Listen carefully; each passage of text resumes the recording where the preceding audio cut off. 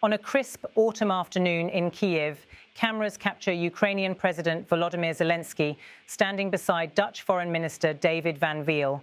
The setting is formal but charged with urgency. Zelensky speaks firmly, his message directed not only to Europe but across continents, toward Beijing. He begins with a reminder of what he calls the essence of responsibility.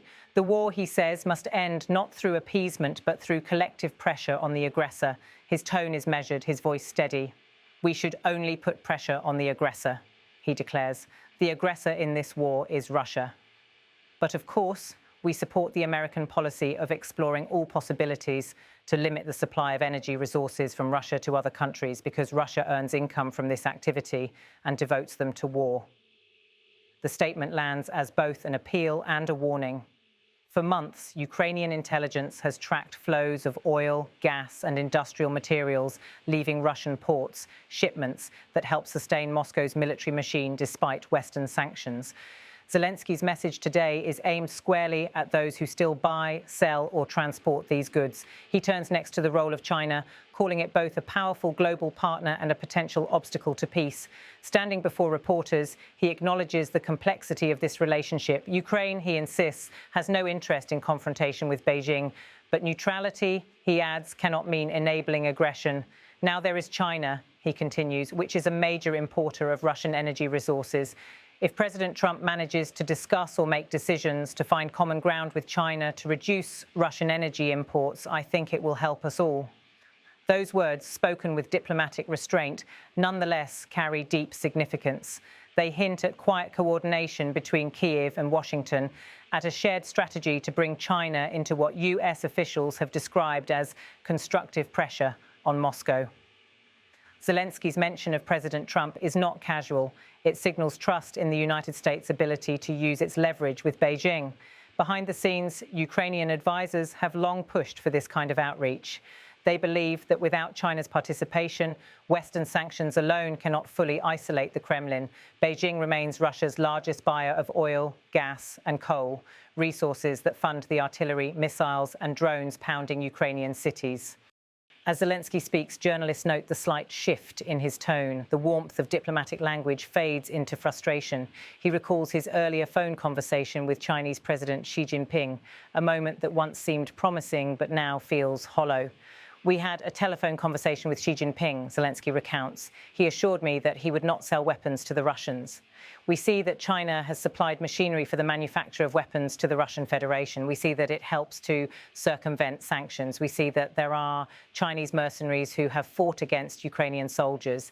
You know that some of them were captured, those who survived. That's why we would very much like China to put pressure on Russia to end this war and not contribute in any way to prolonging it.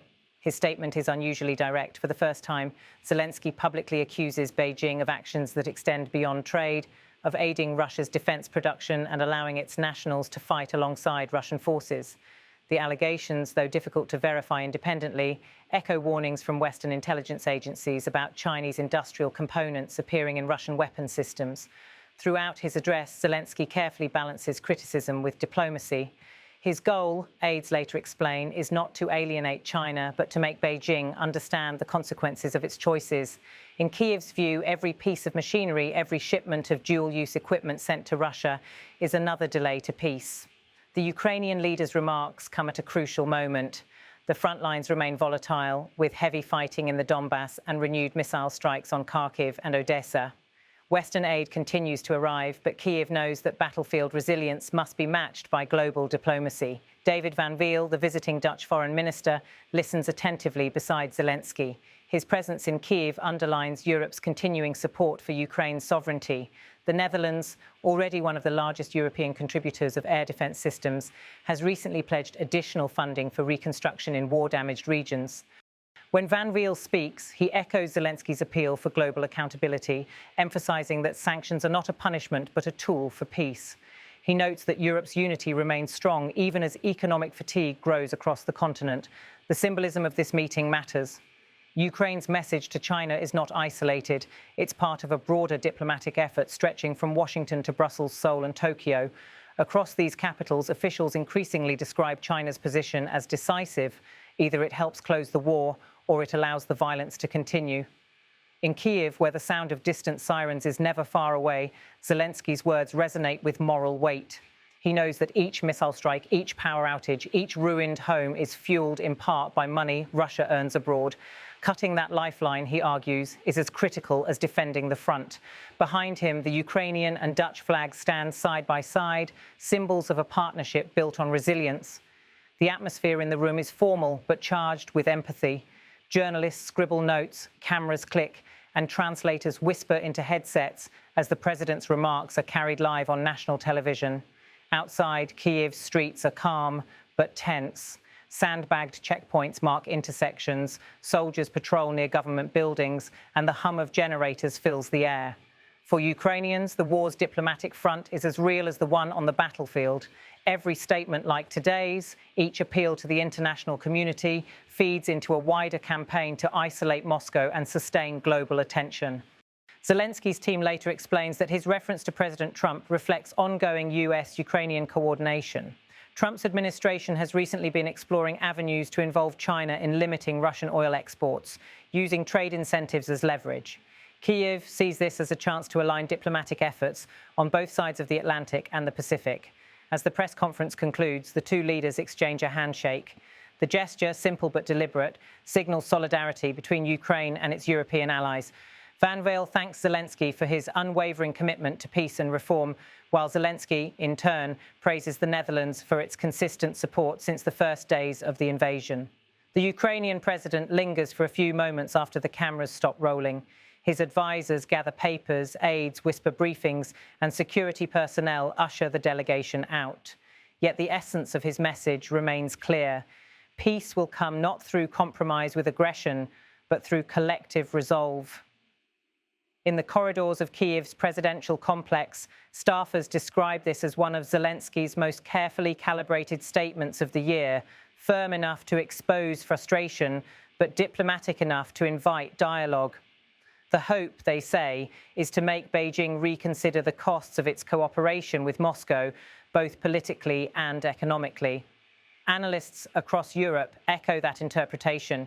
Many see Zelensky's comments as part of a larger push to engage non-Western powers in enforcing sanctions. They note that China's trade with Russia has surged since 2022, with exports of industrial machinery, vehicles and electronics often classified as civilian use, but adaptable for military purposes. The US and its allies have warned that such indirect assistance blurs the line between neutrality and complicity. Kyiv's strategy, therefore, is to turn public opinion toward accountability, to make every government and corporation aware that continued business with Russia funds destruction in Ukraine. As the day draws to a close, Ukrainian television replays highlights of the press conference. Commentators emphasize the significance of Zelensky's appeal, describing it as both a warning to Beijing and a reminder to the world that sanctions are only as strong as their enforcement. Viewers watching from across the country hear once again his defining line: "We would very much like China to put pressure on Russia to end this war and not contribute in any way to prolonging it." The sentence encapsulates Ukraine's diplomatic reality, a war fought not only with weapons, but with words, influence, and global resolve. For the soldiers stationed on the front lines, that message matters. It signals that Kyiv is fighting on every front, from the trenches to the negotiating tables. For ordinary Ukrainians, it reaffirms their leaders' belief that peace is possible, but only when the world refuses to look away.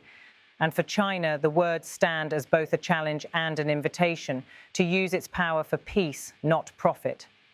As night falls over Kyiv, the presidential compound glows softly beneath floodlights. The day's meetings are over, but the mission continues. One appeal, one partner, one truth at a time.